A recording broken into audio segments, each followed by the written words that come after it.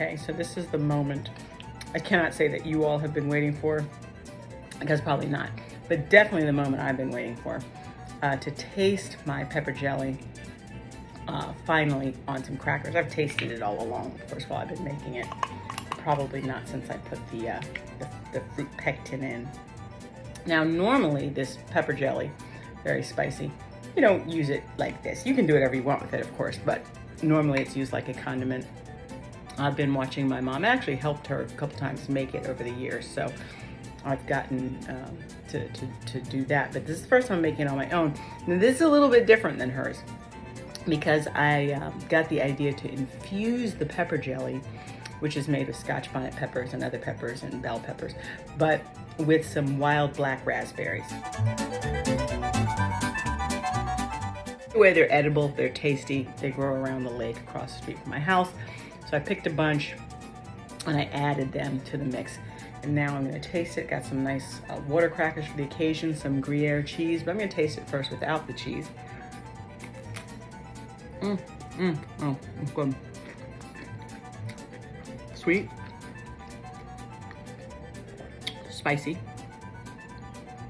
a little tangy. I'm not sure if I can taste the berry. I'm gonna have to compare it to regular pepper jelly to be able to see if I can taste the blackberries, but, and this is not the best Gruyere I've ever had, but I'm gonna put it on top of the cracker like that. I like this as a combo. Good. I'll let Artemis have some of the cheese, not the pepper. She can't take pepper.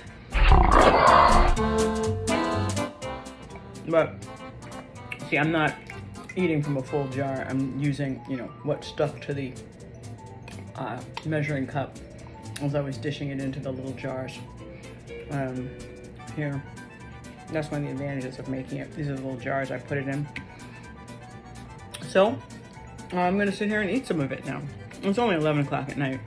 You know, no, I do want to say it does not normally take 24 hours or 2 days to make pepper jelly, but I started late yesterday and did not feel like I could go on any longer.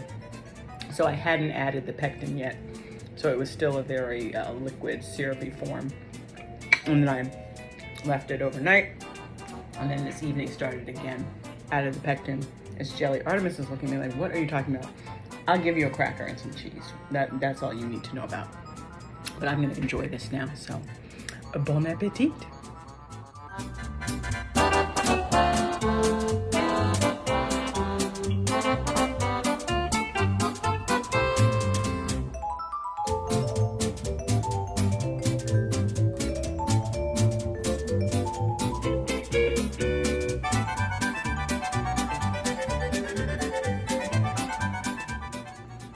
Boiling up some hot pepper jelly infused with wild black raspberries. The black raspberries were foraged from around the neighborhood lake, and the peppers were homegrown, both the green and red peppers as well as the very spicy Scotch bonnet peppers. It's my first time making this. We'll see how it turns out.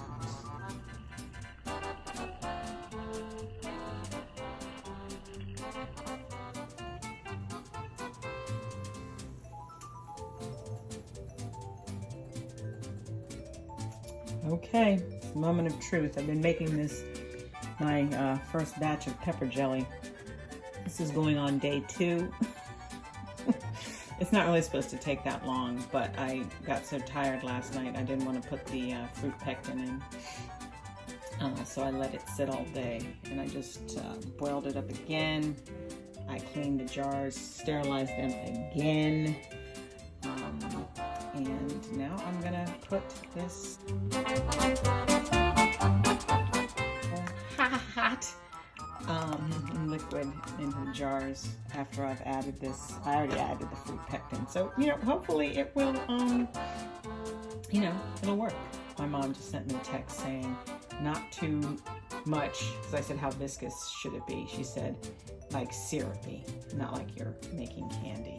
Okay, I've never made candy, but that's a big presumption. But anyway, here goes.